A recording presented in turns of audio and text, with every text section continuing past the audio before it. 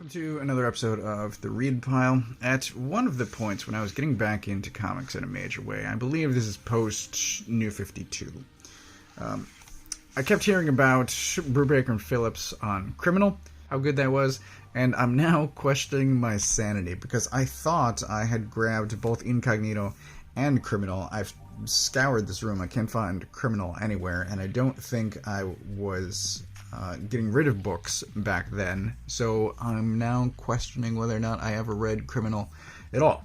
But I did buy and read Incognito. I have since reread it this week. It's still amazing. I love this. I wish it had continued, but it didn't.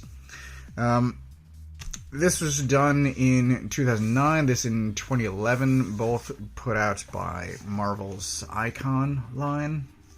I don't know that that still exists either, but at its core, this is very much in the vein of Sleeper, the Sleeper series that Brubaker and Phillips had done for Wildstorm. It's very, well, let me just tell the story. So we've got this guy on the cover. I do love also that there's an intro by Bill Hader. I love Bill Hader. He's... if you haven't checked out the Barry HBO show, I think it's underappreciated. It's just phenomenal. Anyway, we've got Zack Overkill, which I tend to have a somewhat physical reaction to certain names. Katniss Everdeen makes me want to puke a little bit.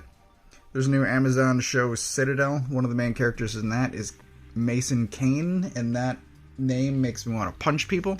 Zack Overkill, I think, is the perfect amount of just over-the-top ridiculousness for this world.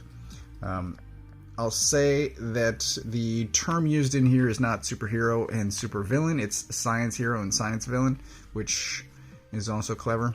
There is a reason. There's a reason given. There's a sort of origin story for all of the science heroes and villains. It's quite good. It's I don't want to say subtle, but it's just sort of thrown into the overall story of what's going on with Zack Overkill. It's well done. Anyway, he is in witness protection.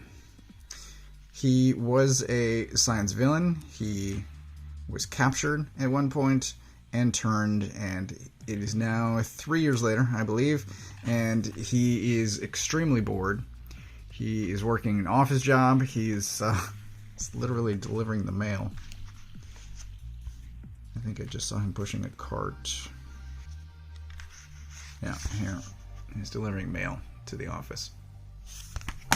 He's depressed, for sure. He's listless. He's not engaging with coworkers, with really humans, anyone around him. He misses the old life, and it starts with him in a fight in an alley before flashing back to how he got there. It's sort of one of those record scratch moments. Yeah, here. Getting ahead of myself, let's go back. How did I get here? It's just incredibly well done. What I think I love most is there's a constant question of allegiance. So in this, I've said that he was a villain. He's now in witness protection. He has a government handler that doesn't trust him. He's being passed off from one handler to another, one that he was familiar with, and one that the new one does not like him at all, doesn't trust him. And he winds up, you can see from page 1, putting a mask back on. This is the present. So he puts a mask on, he gets in a fight, and he sort of revels in the feeling of it. It then immediately goes into an office Christmas party rape, which is messed up. But he's talking here about how alive he feels, and it's very strange. He's a complex but fun character. He is also terrible. If you're somehow unfamiliar with the art of Sean Phillips, he's spectacular.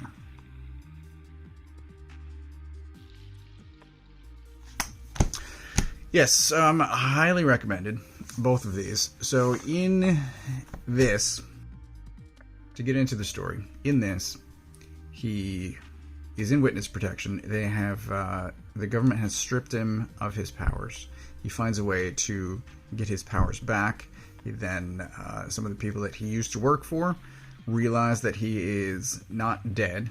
That is the assumption, and they come after him in a pretty major way. There's a lot of destruction, and by the end of this, he winds up working for the equivalent super science hero government agency. And in this, it just, that whole shifting allegiance thing that I was talking about, whether or not he's really working for the good guys or the bad guys, there's a brilliant panel at the end of this where one of the main heroes is asking him whose side he's really on, and he just says, I don't know. Which side are you on? Honestly, I'm not sure anymore. It's a brilliant way to end it. So in this, it's now, I think, a year later, and he is untrusted by his coworkers, and he's not even sure whose side he's on anymore. It's incredibly well done. There's a couple of things in this. There's one character in particular that reminds me of a later series from these guys, Brubaker and Phillips. Kill or Be Killed. Guy's name is Lazarus, and he sort of wears a red hood, which doesn't sound all that specific, but it just has a very Kill or Be Killed, I think, visual element for me. That guy there. Anyway, this is great, and I think I now need to figure out whether or not I actually read Criminal.